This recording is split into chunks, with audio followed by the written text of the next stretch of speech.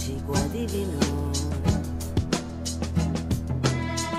Oímos una voz. Ah oui, un petit air un peu tango, un peu oui, Thomas dernier Gardel, ouais. On part en Argentine avec vous. C'est vrai que d'habitude, c'est toujours les anglo-saxons qui sont, enfin, le plus souvent à l'honneur. Normalement, et puis par capillarité, c'est plutôt les anglo-saxons qui trustent toutes les récompenses dans les festivals de pub internationaux. Et là, on a décidé de s'intéresser à l'Argentine avec un problème qu'on connaît tous. Vous savez qu'en 2012, il y a une loi qui est sortie. On n'a plus le droit dans les documents officiels d'État de dire mademoiselle. C'est terminé. Ben non, maintenant, c'est madame pour tout le monde, pour pas qu'il y ait ce côté un peu sexiste de mademoiselle. Mais cela dit, il y a un moment donné de la vie d'une femme où vous allez passer de mademoiselle à madame, c'est-à-dire que dans les transports en commun, dans la vie, etc., on a encore le droit de dire mademoiselle ou madame. C'est pas complètement interdit. Et lorsque vous êtes une mademoiselle et qu'on vous dit madame, tout à coup, vous avez pris un sérieux coup de vieux. Bah oui, parce qu'avant, on vous disait mademoiselle, là, on vous dit madame. Qu'est-ce qui se passe? Vous l'avez ressenti, vous? Eh ben, vous allez voir, pas moi, mais les Argentines, elles sont pas contentes. Démonstration. Hay mil maneras de reaccionar ante uno de los momentos más críticos de nuestras vidas. Ese, cuando alguien nos dice... ¿Qué va a llevar, señora? Una planta de lechuga, pelado. ¡Señora! Pase, señora. Ah, pero me toca a mí, ¿eh?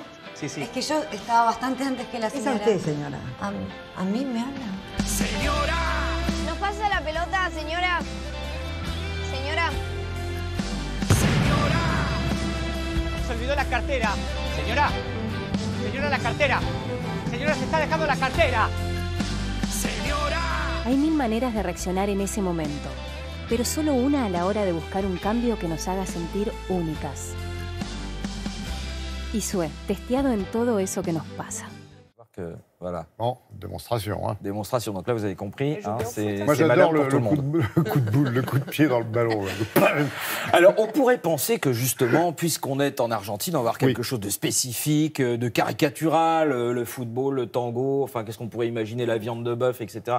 Les bêtises habituelles sur les Argentins. Vous allez voir, là pas du tout, il s'agit d'un couple, c'est un couple plutôt nordique qui essaye d'avoir un enfant. Et attention, c'est un enfant, vous allez voir comment, attention.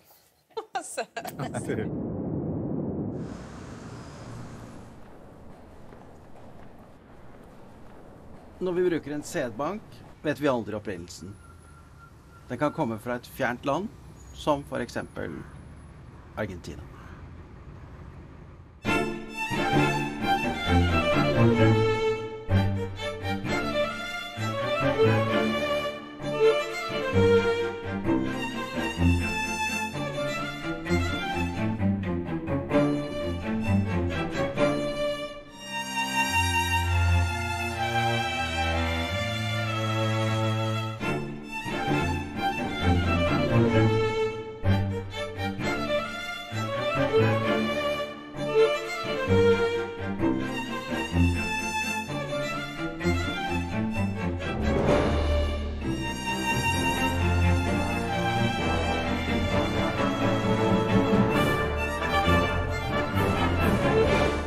La Itemisa Est. Alors, c'est un quotidien sportif argentin. Je ne vous parle pas de ça par hasard, parce que vous savez que dans la presse, il y a un gros problème. C'est qu'aujourd'hui, vous êtes avec Internet.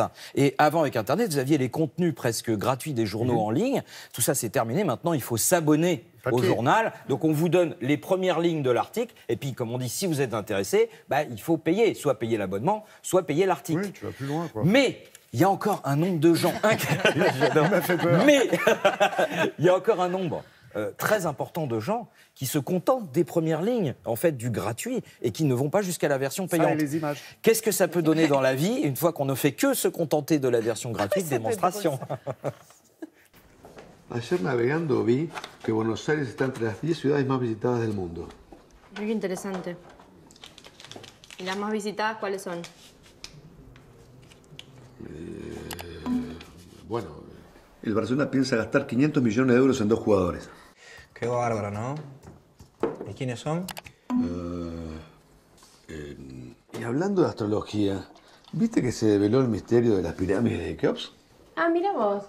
¿Y cuál era? El de las pirámides. ¿Viste, Marito, qué increíble? Descubrieron la fórmula para vivir 20 años más. 20 años más. ¿Y qué hay que hacer? ¿Qué fórmula? ¿Qué hay que hacer?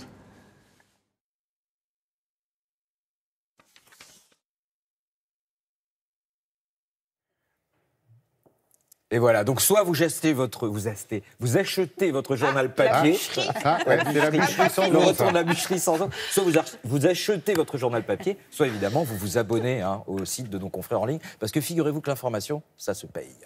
Merci beaucoup, Tom. Merci, Maud. Merci, Sylvie. On s'est bien amusé, mais on a appris plein de choses grâce à vous. Allez.